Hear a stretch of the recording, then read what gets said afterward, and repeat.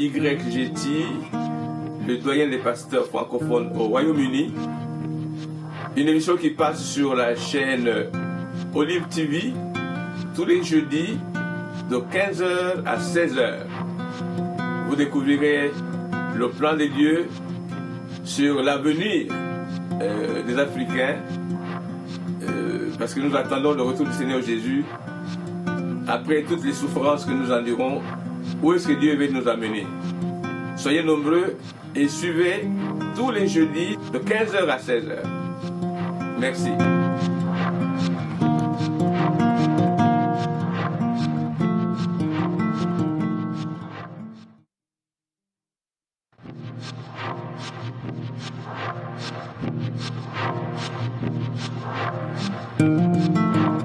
Le peuple d'avenir, présenté par le révérend YGT, le doyen des pasteurs francophones au Royaume-Uni.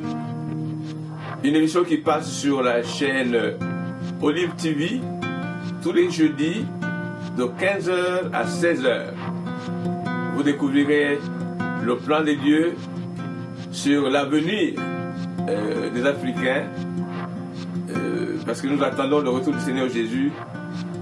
Après toutes les souffrances que nous endurons, où est-ce que Dieu veut nous amener? Soyez nombreux et suivez tous les jeudis de 15h à 16h. Merci.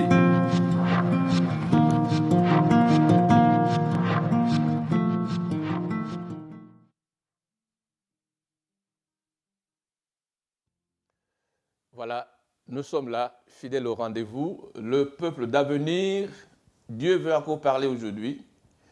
Et je suis vraiment reconnaissant que vous soyez nombreux devant vos petits écrans, que chacun veut apprendre quelque chose de la part du Seigneur. Parce que tout ce que nous recevons de Dieu, nous le recevons par un enseignement. Nous l'apprenons. Et aujourd'hui, nous allons parler du leadership, le leadership pour le peuple d'avenir. Quel genre de leader Dieu propose, ou mieux Dieu met à la disposition de ce peuple d'avenir pour que nous puissions nous préparer à cela. Et aujourd'hui, j'ai le privilège d'avoir avec moi mon collègue, le pasteur Willy Lubila, qui est à ma gauche, là vous le voyez déjà, et nous allons vous apporter les informations nécessaires par rapport à ce que la Bible dit et par rapport à ce que nous connaissons de la vie avec Dieu. Mais comme d'habitude, je commence par entonner le chant d'espoir, le chant de la foi. Christ est la vie recherchée de mon âme. Ô Seigneur, soutiens ma foi. Christ est la paix recherchée de mon âme. Ô Seigneur, soutiens ma foi. Christ est l'amour. Christ est l'amour recherché de mon âme. Ô Seigneur, soutiens ma foi. Prends-moi, Seigneur, dans mon état. Dieu de Jacob soutient ma foi. Prends-moi, Seigneur, dans mon état. Dieu de Jésus soutient ma foi. Nous sommes en train de parler au peuple de Dieu. Et le peuple de Dieu, c'est celui qui a accepté Jésus comme son Seigneur et son Sauveur. Celui que la Bible appelle est né de nouveau. Et nous voudrions que le chant avec lequel nous commençons ces émissions produise son effet, que Christ soit la vie que nous recherchons, que Christ soit la paix, que Christ soit l'amour.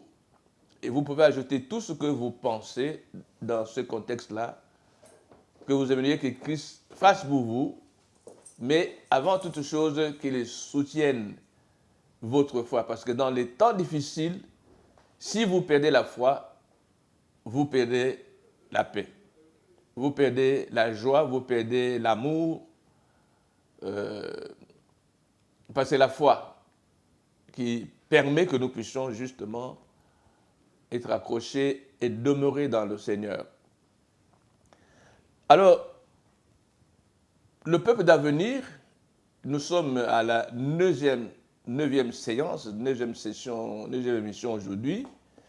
Nous avons commencé à en parler depuis le mois de janvier, vous vous souvenez. Et à cette neuvième session, je voudrais d'abord vous rappeler ce que nous avons dit en résumé. Cette émission est destinée aux Noirs. Elle est destinée aux Africains.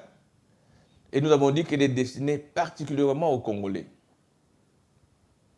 Et quand Dieu parle du peuple d'avenir, il met l'accent sur le peuple des temps présents et des temps futurs. Parce que pour Dieu, puisqu'il est le Dieu des temps et des circonstances, il n'y a pas de futur sans passé et il n'y a pas d'avenir sans présent. Quand on parle d'avenir, on voit ce qu'on est dans le présent et on voit aussi ce qu'on a été dans le passé.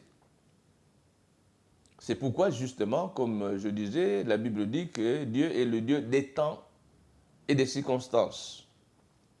Alors, tout au long des précédentes émissions, nous avons situé les événements qui ont caractérisé les différentes étapes de l'histoire de la République démocratique du Congo sur le plan socio-culturel et spirituel.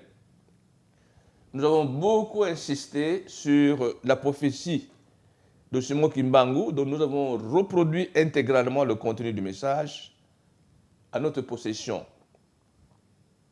C'est cette prophétie qui a couvert la période de la colonisation belge et qui a parlé des deux indépendances que le Congo allait réclamer avant d'entrer dans sa paix et dans son développement. Kimbangu a parlé de la première indépendance que le Congo allait obtenir vis-à-vis de la Belgique. Et il a dit notamment que cette indépendance, la première, allait être plus facile que la deuxième, pour la simple raison que quand les Noirs, quand les Africains, les Congolais se sont soulevés pour protester contre les méfaits de la colonisation, les Belges, où il a parlé des Blancs, parce qu'il y avait aussi beaucoup de Portugais au Congo à l'époque, ils ont laissé le pays, on ne l'appelait pas République démocratique du Congo, ça s'appelait le Congo. Les Belges ont quitté le Congo belge sans faire trop de problèmes. Et ils ont laissé le pays aux soins des autochtones. Mais cette indépendance, selon Kimbangu, nous pouvons dire ce que nous savons d'après l'histoire, mais selon Kimbangu, ce n'était pas la force des dieux que cette indépendance a été obtenue. Et il a parlé d'un fils Congo qui serait le leader de cette première indépendance. Nous avons compris que cette première indépendance avait un leader qui était le premier chef de l'État, c'est le président Joseph Kasavubu. Et alors, il a dit ceci, que ce chef Congo, qui allait être le premier leader de la première indépendance, serait choisi par Dieu et qu'il porterait dans son cœur la marque du Saint-Esprit. Mais le fait que ce premier chef soit choisi par Dieu, il était combattu par Satan, l'ennemi, qui s'est introduit dans les différents responsables nationaux, ce qui a entraîné un chaos dans le pays. Il y avait des sécessions, des mutineries, des rébellions, un coup d'État qui a fini par devenir une dictature. Mais, après la succession des différents chefs d'État, il a parlé du dernier chef de l'État par rapport à la révélation qu'il a reçue de Dieu, qui allait être un étranger, c'est-à-dire un de ceux qui sont venus d'ailleurs, qui ne serait pas un Congolais authentique. Alors, quelles étaient les caractéristiques que Kimbangu a données à ce chef étranger? Kimbangu a dit que ce chef allait se désintéresser de la nation congolaise, il allait être très orgueilleux et autoritaire, il incarnerait un pouvoir cruel et féroce, à l'image du lion. Beaucoup de gens seraient tués, le Congo serait complètement détruit, les populations se lamenteraient auprès de Dieu à cause de tant de malheurs et de souffrances dont elles seraient victimes. Les guerres reviendraient dans tout le pays. Il a dit que ce chef étranger régnerait pendant longtemps et il persisterait à rester au pouvoir coûte que coûte. Mais il a dit aussi que sa fin allait être une fin de malheur, une fin de tristesse, une fin de honte, parce que le Congolais allait réclamer sa deuxième indépendance. Et la deuxième indépendance, toujours selon Kimbangu, serait acquise par la volonté et la force de Dieu. Un leader émergerait au milieu de ses problèmes et de ses souffrances pour établir un gouvernement qui donnerait des signes forts pour la revendication de la deuxième indépendance. Et je pense que c'est à ce niveau que nous nous trouvons aujourd'hui. Je vous ai dit que je crois à la prophétie et j'ai cru à la prophétie de Kimbangu parce que pour moi, elle s'est accomplie et elle est en train de s'accomplir sous nos yeux. Mais il y a une question à laquelle j'aimerais donner une réponse. Si nous nous accordons avec la prophétie de Kimbangu, qui a parlé des différents leaders qui allaient se succéder au Congo comme venant de Dieu, peut-on aussi dire que le leader étranger est aussi arrivé à régner au Congo par la volonté de Dieu? Les Congolais qui interprètent le passage de Romains 13, versets 1 et 2, selon lequel que toute personne soit soumise aux autorités supérieures, car il n'y a pas d'autorité qui ne vienne de Dieu. Et les autorités qui existent ont été instituées de Dieu. C'est pourquoi celui qui s'oppose à l'autorité résiste à l'ordre que Dieu a établi. Et ceux qui résistent attireront une condamnation sur eux-mêmes. Alors les Congolais se posent si le gouvernement actuel a raison d'exiger la soumission de tout le peuple congolais à cette autorité. Comment pouvons-nous interpréter cette écriture? Parce que ça fait débat à travers le Congo dans les réseaux sociaux. Je voudrais dire ceci, que nous devons d'abord reconnaître que Simon Kimbangu, tout comme Ésaïe, comme Ézéchiel, comme le Seigneur Jésus, comme l'apôtre Paul, qui ont prophétisé sur les événements qui allaient se passer après eux. Vous savez ce que Ésaïe a prophétisé, notamment sur la naissance du Seigneur Jésus, 600 ans avant la naissance de Jésus, il avait déjà parlé de cet enfant qui allait naître. La domination serait sur son épaule. Il allait établir le règne éternel sur la terre. Alors, Ézéchiel a parlé de ce qui allait se passer. L'apôtre Paul a parlé des derniers temps, ainsi de suite. Moi, je dis que Kimbangu a reçu ce message de la part de Dieu dans la mesure où ce qu'il a déclaré s'est accompli, notamment en ce qui concerne la première indépendance. Il avait parlé d'autres choses. Il a dit par exemple comment les communautés chrétiennes allaient abandonner, servir le Christ pour se livrer à des sciences occultes en utilisant le nom de Jésus. Nous avons vu ça et nous le voyons encore à travers le Congo. Donc, la prophétie de Kimbangu, pour moi, s'est accomplie. Et elle est en train de s'accomplir, vu ce que nous vivons, ce que le peuple congolais est en train de vivre. Il n'y a pas de doute. Si quelqu'un refuse de la reconnaître, c'est qu'il ne voit pas avec les mêmes yeux ce que tous les autres Congolais voient. Et je sais qu'il y a des gens qui ne croient pas en cette prophétie, ou bien qui interprètent d'une manière tout à fait erronée. Alors, par rapport aux Romains 13, versets 1 et 2, nous devons aussi reconnaître la vérité, que toute autorité vient de Dieu. Et nous allons voir dans la suite, quand nous parlerons du leadership du peuple d'avenir, quelle est l'intervention de Dieu. La Bible nous donne de nombreux exemples de tous les rois, les juges, les empereurs, etc., que Dieu a institués sur les diverses nations, mais pour un objectif divin. C'est le cas du pharaon d'Égypte, à qui Dieu a donné la responsabilité de maltraiter le peuple d'Israël.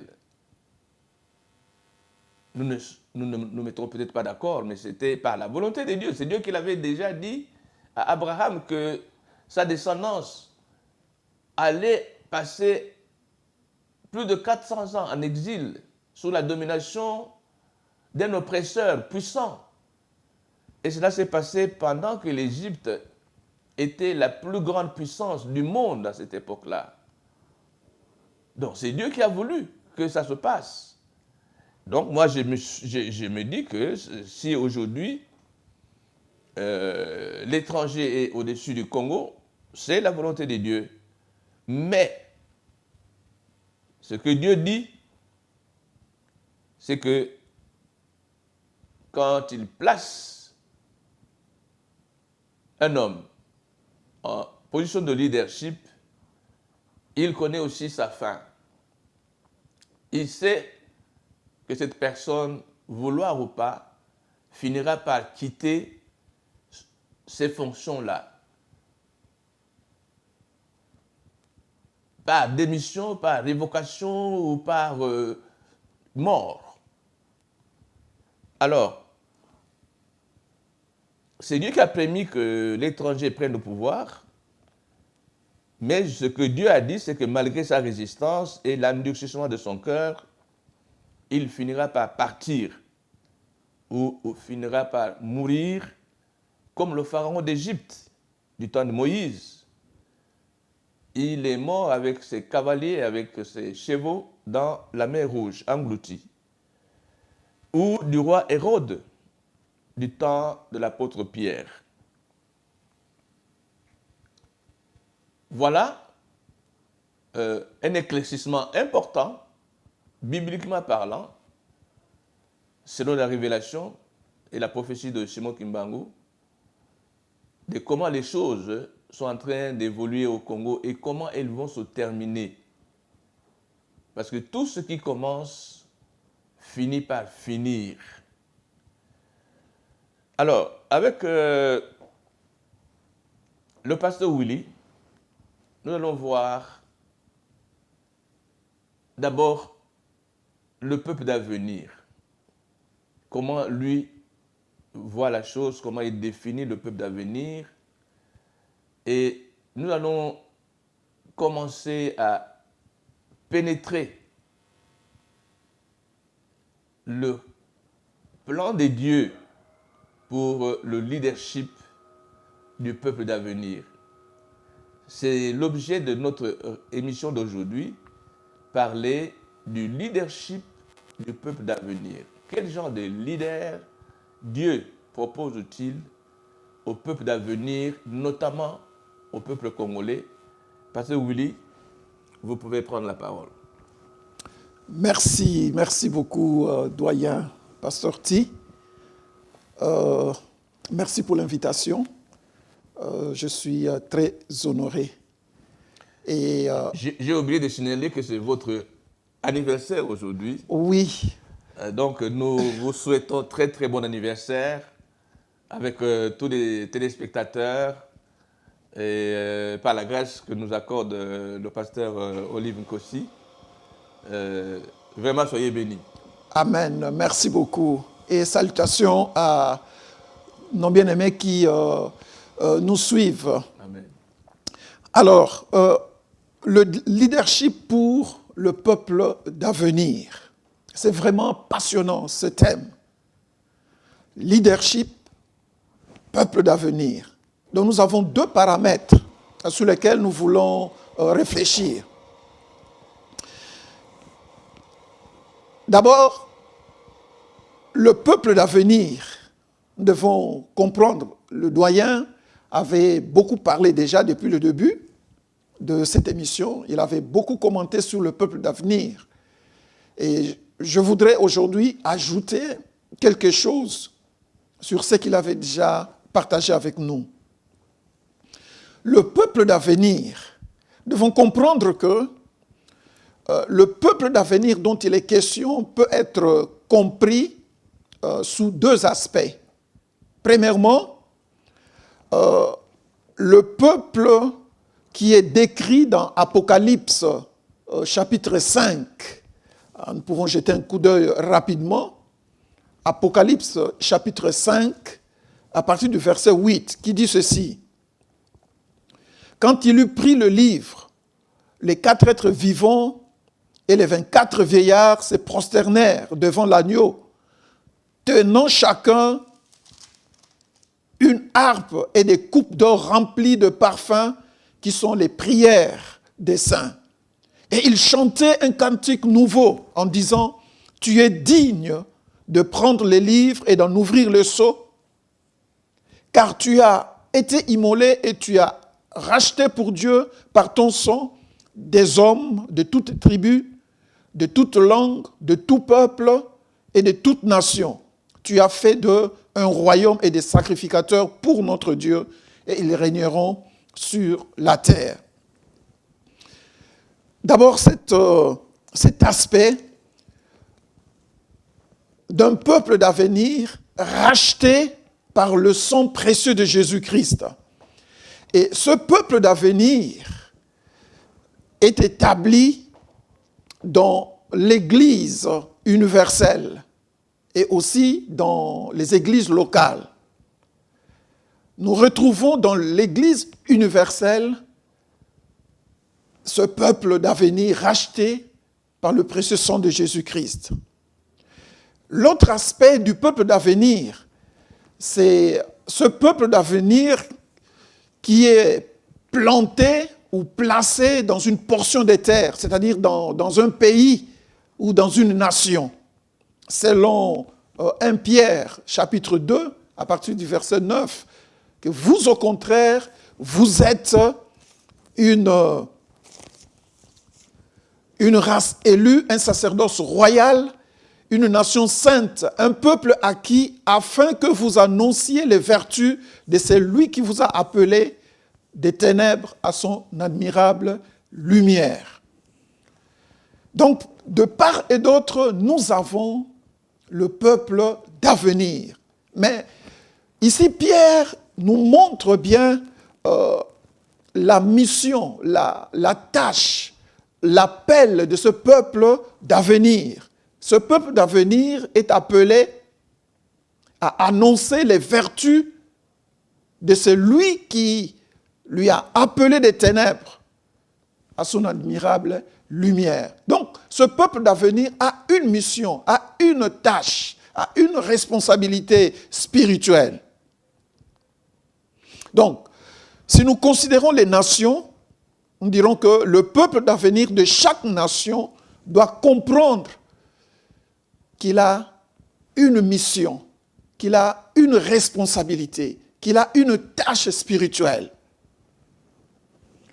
Maintenant, le plan de Dieu d'avoir un leader sur son peuple d'avenir. Le peuple d'avenir, comme je viens de le dire, est un peuple spécial, avec une mission divine. Maintenant, mettre devant ce peuple un leader ressort de la responsabilité de Dieu. Amen. Amen. Donc, c'est la volonté de Dieu que ce peuple d'avenir ait un leader choisi par lui-même. Comprenons ceci, que ce leader ne vient pas diriger une église, mais il vient diriger le peuple d'avenir, le peuple de Dieu, le peuple mis à part, qui a une mission. Alors, ce leader choisi par Dieu, d'abord par Dieu, c'est Dieu qui le choisit d'abord. Et le choix de Dieu pourra se manifester, se concrétiser, les hommes pourront comprendre, ah, telle personne, c'est un élu de Dieu, ou bien c'est quelqu'un qui a été choisi par Dieu.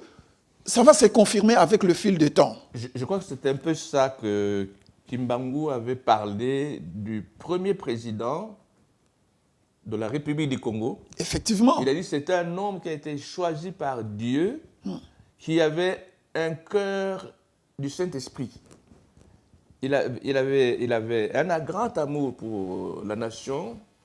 Il est mort pratiquement pauvre, sans s'enrichir. Et ça, c'est ce que nous allons voir vraiment dans les détails. Quand Dieu appelle quelqu'un pour être le leader d'un peuple, qu'est-ce qu'il lui dit? Mais continuez un peu ce que vous étiez en train de dire là. Merci beaucoup. Effectivement, le leader est d'abord choisi par Dieu. Et comme vous l'avez dit, le feu président Kasavubu, et après, tout le peuple avait vu en lui le leader tant attendu. Amen. Donc, l'appel de Dieu, et puis la concrétisation de cet appel, ou bien la sortie, ou bien l'officialisation de cet appel. Ah, voilà le choix de Dieu. Alors, par rapport aux nations, ou bien par rapport, le doyen parlait d'une particularité parmi les nations, c'est-à-dire la République démocratique du Congo. Nous devons comprendre, nous avons des évidences, il y a des prophéties qui ont été données des années bien avant. Et ça, le peuple, le Congolais, doivent s'attacher d'abord à cela, doivent comprendre que nous ne sommes pas une nation quelconque, nous ne sommes pas un peuple quelconque, mais nous sommes une nation spéciale, un peuple spécial. Il y a des prophéties qui sont là. Donc, toutes nos démarches, nos recherches doivent être basées, posées sur la parole prononcée par Dieu, sur les prophéties prononcées. Et nous devons rester dans ce cadre. Donc, pour le Congolais, le leader choisi par Dieu, c'est un leader qui connaît déjà Dieu. Ce n'est pas un leader qui viendra d'abord à se convertir. Ça ne marchera pas. Mais c'est un leader qui connaît déjà Dieu, qui entretient une certaine relation avec Dieu, et qui connaît certaines réalités ou certaines vérités spirituelles par rapport au Congo, par rapport au peuple de Dieu, ce peuple d'avenir. Ce leader, c'est quelqu'un à qui Dieu va communiquer sa vision pour ce peuple et pour ce pays.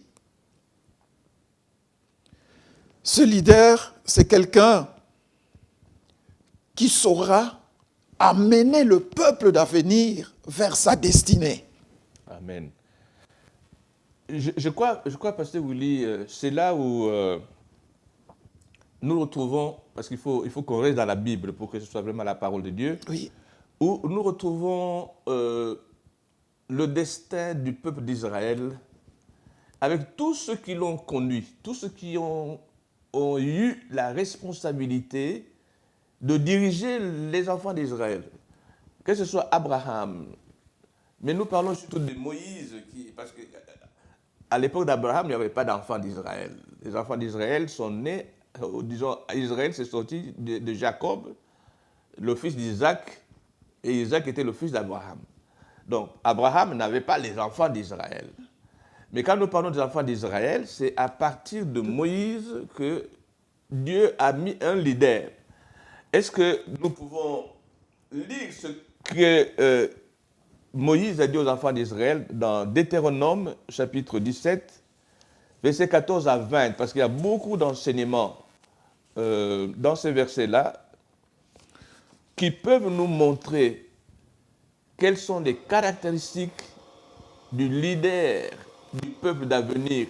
Parce que déjà, quand Dieu parlait à Moïse, ce peuple-là n'était pas encore constitué comme tel. Il venait de sortir de l'esclavage. Dieu leur dit, vous serez mon peuple et je serai votre Dieu. Et qu'est-ce que Dieu leur donne? Je crois qu'on je t'interromps un peu là-dessus. On va lire un peu ce qui est écrit dans Deutéronome, chapitre 17, versets 14 à 20. Dieu dit ceci à Moïse. Lorsque tu seras entré dans le pays que l'Éternel ton Dieu te donne, lorsque tu le posséderas, que tu y auras établi ta demeure, et que tu diras, je veux mettre un roi sur moi comme toutes les nations qui m'entourent, tu mettras sur toi un roi que choisira l'Éternel ton Dieu. Tu prendras un roi du milieu de tes frères, tu ne pourras pas te donner un étranger qui ne soit pas ton frère. Alors Dieu ajoute ceci, parce qu'il faudrait, on va vraiment revenir là-dessus. Voilà. Ouais. Dieu ajoute ceci, mais qu'il n'ait pas un grand nombre de chevaux et qu'il ne ramène pas le peuple en Égypte pour avoir beaucoup de chevaux, car l'Éternel vous a dit, vous ne retournerez plus par ce chemin-là, qu'il n'ait pas un grand nombre de femmes, afin que son cœur ne se détourne point, et qu'il ne fasse pas de grands amas d'argent et d'or. Quand il s'assiera sur le trône de son royaume, il écrira pour lui dans un livre une copie de cette loi qu'il lui prendra auprès des sacrificateurs, les Lévites. Il devra l'avoir avec lui et y lire tous les jours de sa vie, afin qu'il apprenne à craindre l'Éternel son Dieu, à observer et à mettre en pratique toutes les paroles de cette loi et toutes ses ordonnances, afin que son cœur ne se lève point au-dessus de ses frères, et qu'il ne se détourne pas de ses commandements, ni à droite ni à gauche, afin qu'il prolonge ses jours dans son royaume, lui et ses enfants, au milieu d'Israël.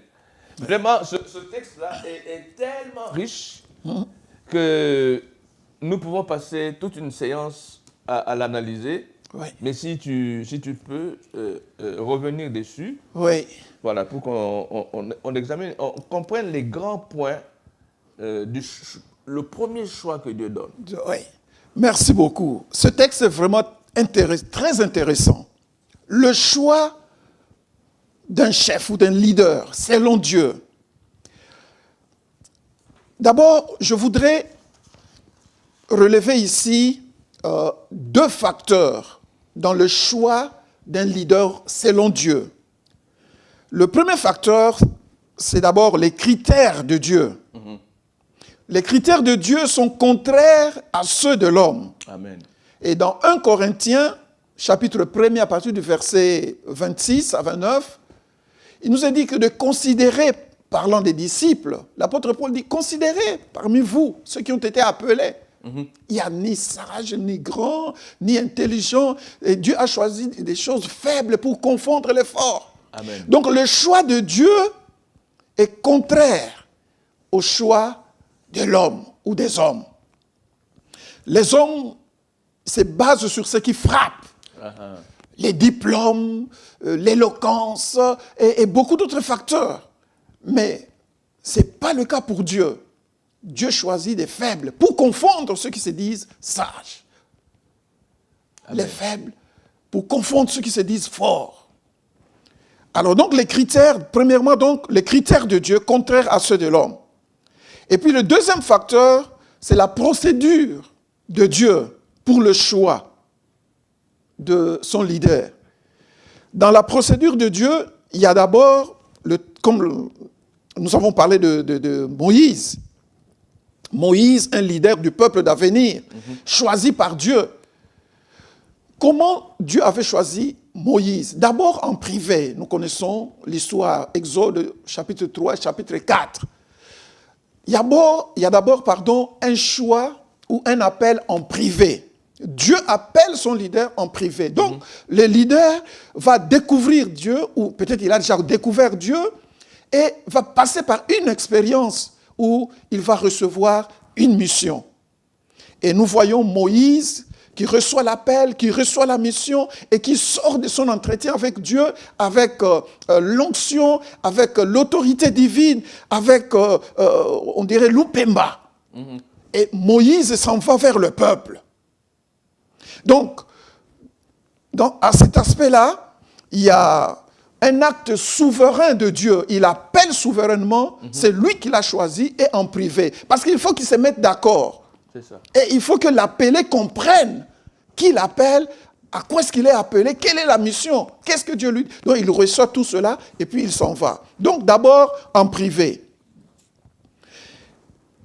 Deuxièmement, le choix du leader pour le peuple d'avenir, selon les textes que nous venons de lire, un texte très important, là ce n'est plus Dieu qui appelle souverainement en privé, mais Dieu donne la responsabilité au peuple de choisir. Et Dieu, dans son amour, pour mettre des garde-fous, pour que le peuple ne choisisse pas n'importe comment et n'importe qui, Dieu donne des directives, selon les textes que nous venons de lire. Voyez. Et donc, le peuple doit relire ce texte, considérer les directives que Dieu donne, afin de bien faire le choix.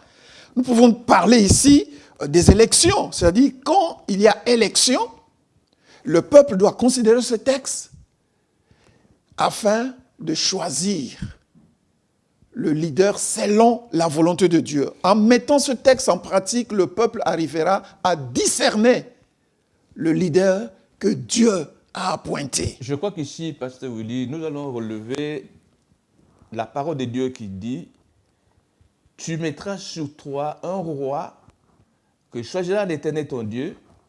Tu prendras un roi du milieu de tes frères. Tu ne pourras pas te donner un étranger qui ne soit pas ton frère. » Oui. Voici quelque chose de très important, Oui.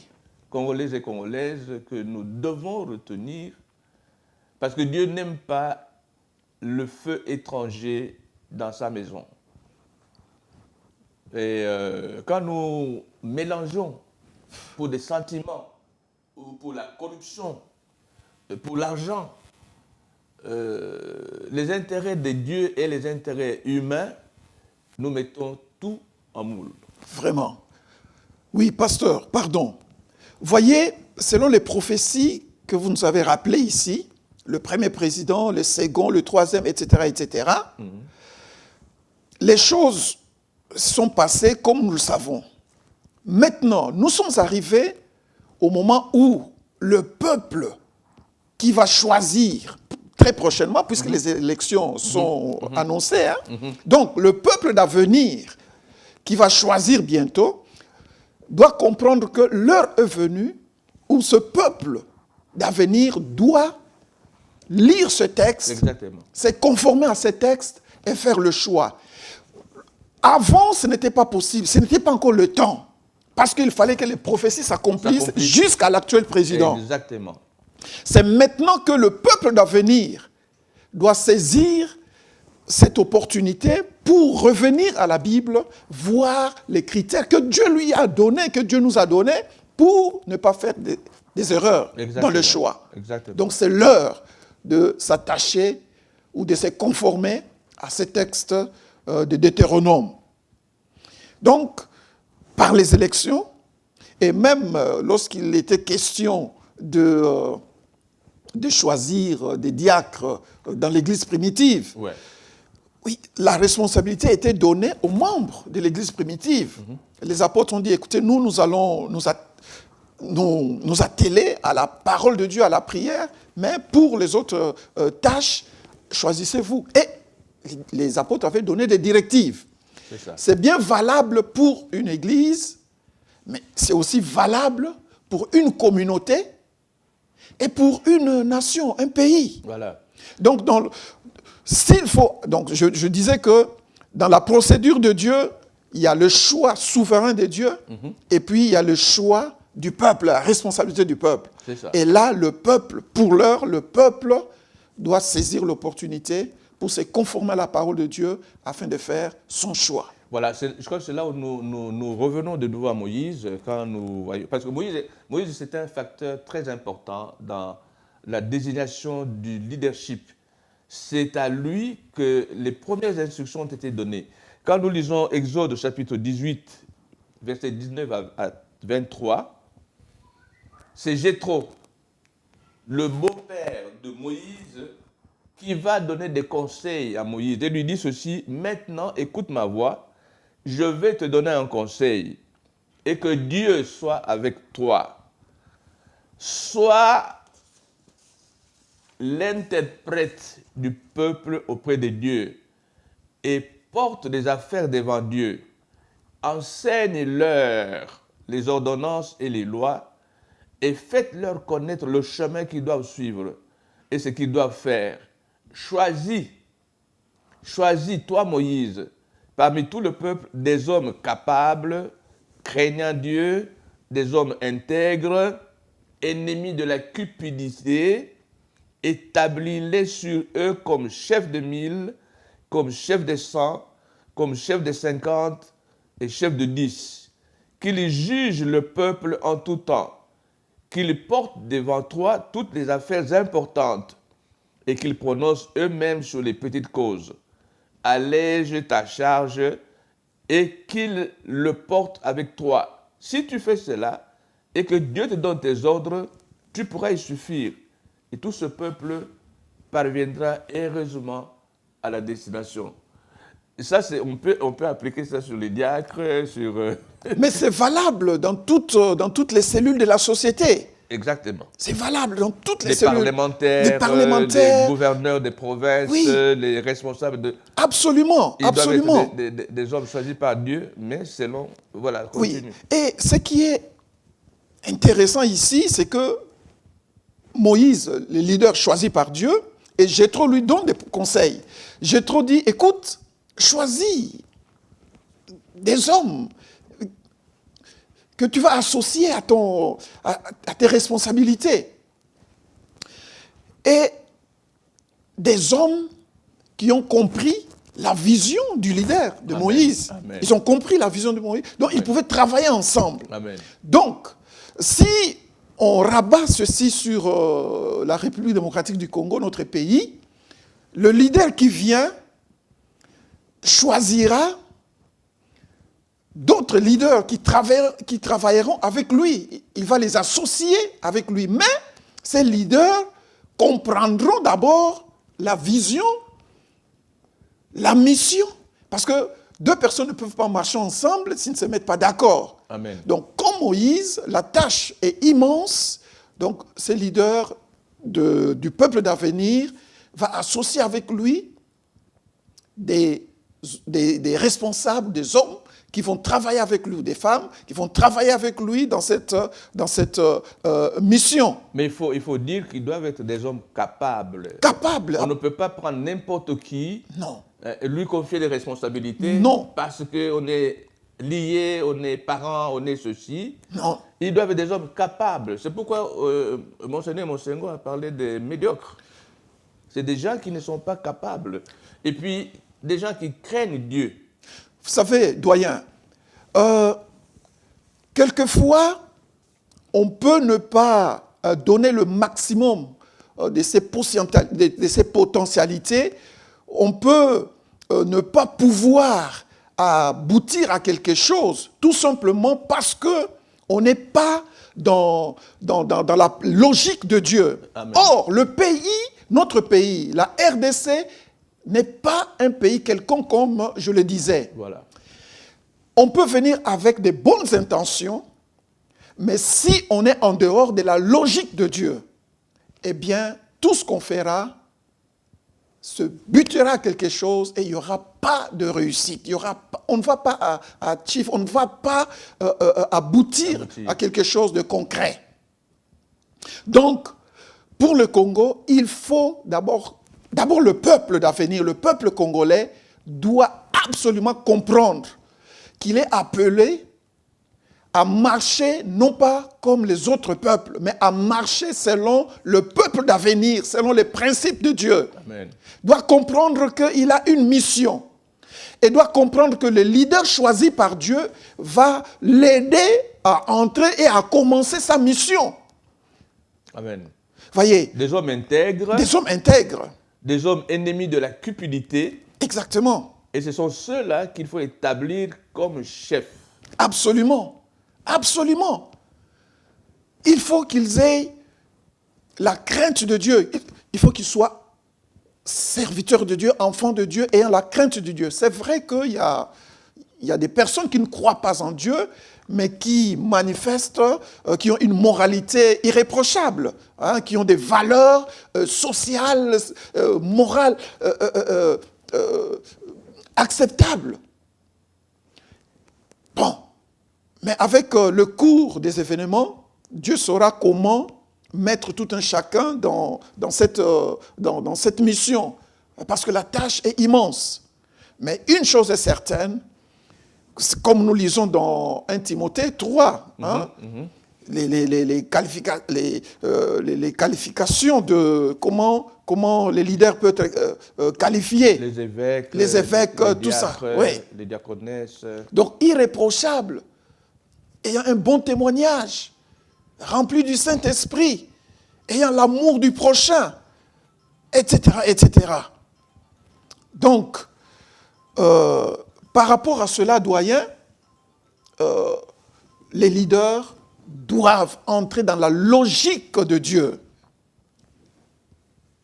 Et tous, et le premier leader et les autres responsables, vont évoluer dans cette logique de Dieu. Et si vous permettez, Oui. j'insiste beaucoup sur la RDC, notre pays, qui a, je crois, qui est au seuil de la porte d'entrée dans sa destinée. Ouais. Et nous devons faire très attention et nous devons être lucides et nous devons agir selon les principes de Dieu. Mais là, c'est vraiment parfait. Alors, lisons quand même ce qui est écrit dans 1 Timothée, Oui, chapitre 3, versets 1 à 13. C'est un long passage aussi. Mais puisque nous voulons donner le plus d'informations que possible au peuple de Dieu, tout à fait. au peuple congolais. Il est écrit dans 1 Timothée, chapitre 3, versets 1 à 13, « Cette parole est certaine. » Donc, le message que nous vous apportons est une parole certaine. Ce n'est pas des choses à contester. Si quelqu'un aspire à la charge d'évêque, ça c'est pour parler un peu des communautés chrétiennes. Ouais. Il désire une œuvre excellente. Il faut que l'évêque soit irréprochable, mari d'une seule femme, sobre, modéré, réglé dans sa conduite, hospitalier, propre à l'enseignement.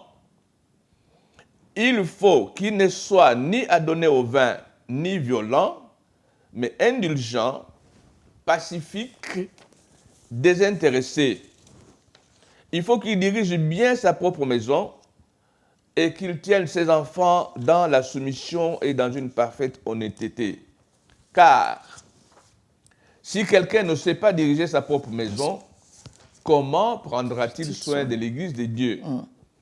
Il ne faut pas qu'il soit un nouveau converti de peur qu'enflé d'orgueil, il ne tombe sous le jugement du diable. Il faut aussi qu'il reçoive un bon témoignage de ceux du dehors, afin de ne pas tomber dans l'opprobre et dans les pièges du diable. Les diacres aussi doivent être honnêtes, éloignés de la duplicité, des excès du vin, d'un gain sordide, conservant le mystère de la foi dans une conscience pure, qu'on les éprouve d'abord et qu'ils exercent ensuite leur ministère, s'ils sont sans reproche. Les femmes, de même, doivent être honnêtes, non médisantes, sobres, fidèles en toutes choses. Les diacres doivent être mariés d'une seule femme et diriger bien leurs propres enfants et leur propre maison, car ceux qui remplissent convenablement leur ministère s'acquièrent un rang honorable et une grande assurance dans la foi en Jésus-Christ. Amen. Amen. Ça, c'est ce que Paul dit dans 1 Timothée 3, chapitre 1 à 13. Qu'est-ce que nous pouvons commenter? Oui. Parce que dans des communautés chrétiennes aujourd'hui, on voit du n'importe quoi. Je crois que Dieu est amour. Et il nous a donné tout ce qu'il nous faut pour notre épanouissement. Pour qu'il y ait moins de problèmes, ou même si jamais problème venait, qu'il y ait des solutions. Donc ici, nous avons à la fois les critères et les qualifications des leaders. Et ce texte est bien valable, comme je le disais, valable pour l'Église, pour la famille ou la communauté et pour la nation. Comment voulez-vous que des gens qui sont adonnés au vin, par exemple, nous dirigent? Où ils vont nous amener? C'est ça. Non. Non. Donc, Dieu veut, et particulièrement pour le Congo, puisque le Congo doit entrer dans sa destinée prophétique. Le peuple congolais va bientôt commencer à exercer sa mission. Et c'est très important que nous comprenions cela. Donc ce n'est pas de notre faute. Nous sommes un peuple choisi par Dieu. Un peuple acquis. Un peuple acquis. Et pour ce faire, nous ne devons plus nous comporter n'importe comment. Nous devons revenir au pied de la croix et dire, Seigneur, nous avons compris, pardonne-nous, maintenant nous voulons nous conformer à ta parole. C'est à cela que Dieu nous attend. Amen. Le peuple gémit, le peuple pleure. Nous savons tout ce qui se passe. Et Dieu dit, ok, maintenant je viens vers vous. Puisque les élections approchent, je vais vous donner un leader qui va vous consoler. C'est ça. Donc, que le peuple d'avenir établi au Congo, ou peut-être les Congolais qui sont encore en diaspora, que ce peuple d'avenir comprenne que nous sommes au point d'entrer dans notre mission. Et une fois entrés dans cette mission, c'est là où nous allons voir la main de Dieu nous bénir, nous élever. C'est là où nos larmes seront essuyées. C'est là où nous allons commencer à nous jouir de toutes les bénédictions. Mais aussi longtemps que et le peuple et les leaders seront à côté de la volonté de Dieu, du plan de Dieu, eh bien, il y aura toujours pleurs, malheurs, désolations, etc., etc.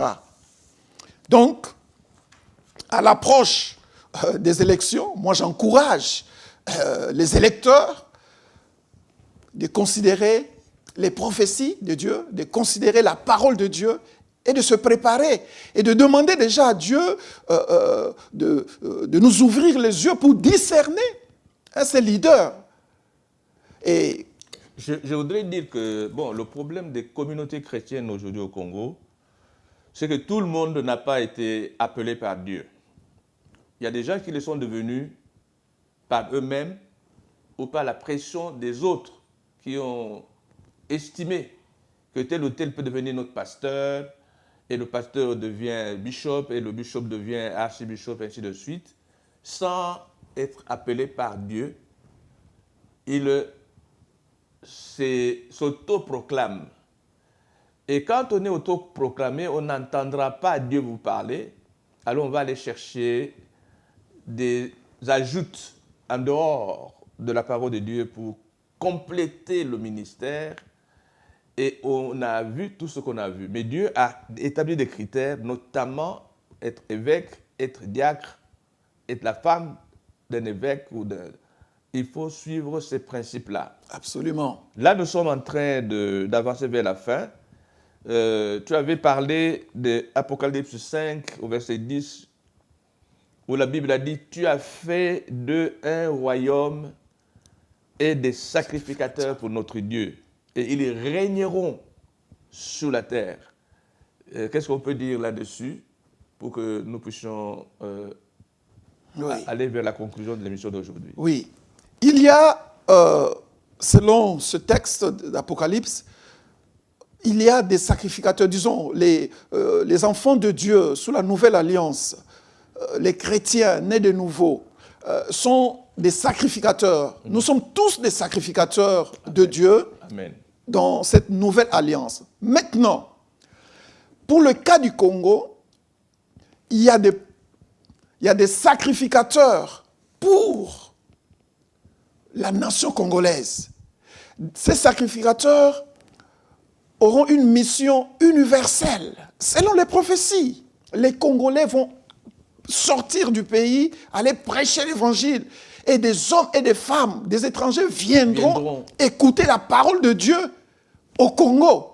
Donc, le peuple congolais est un peuple de sacrificateurs. Donc, le peuple doit marcher comme un sacrificateur doit marcher. C'est très important. Ça va plaire à Dieu et Dieu va débloquer beaucoup de choses. Nous cheminons donc vers l'entrée à cette mission, à cette vocation. Et avec nous, peuple sacrificateur dans la République démocratique du Congo, avec pour leader choisi par Dieu. Et comme je disais que ces leaders ne viennent pas diriger une église, ils viennent diriger notre pays, la nation congolaise. Et ces leaders, comme je l'ai dit, a déjà une relation avec Dieu, a reçu une mission, une vision. Quand le sacrificateur n'est pas appelé, il n'a donc pas de vision. Non. Donc tout comme quand le leader de la nation n'est pas appelé par Dieu, il n'a pas de vision. Or, un leader qui n'a pas de vision, où va-t-il conduire le peuple?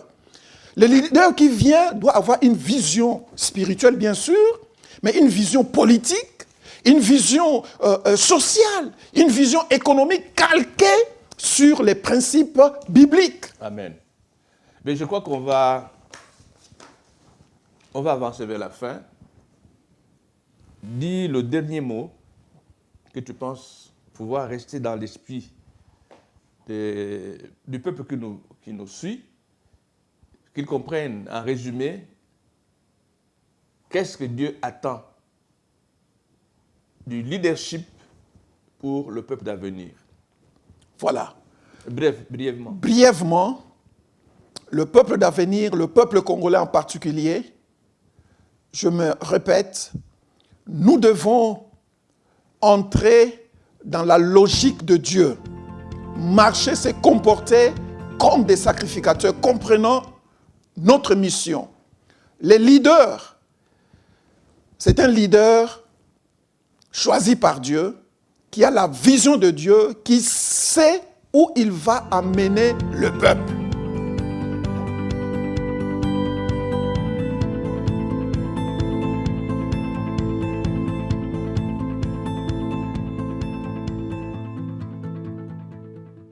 Own home.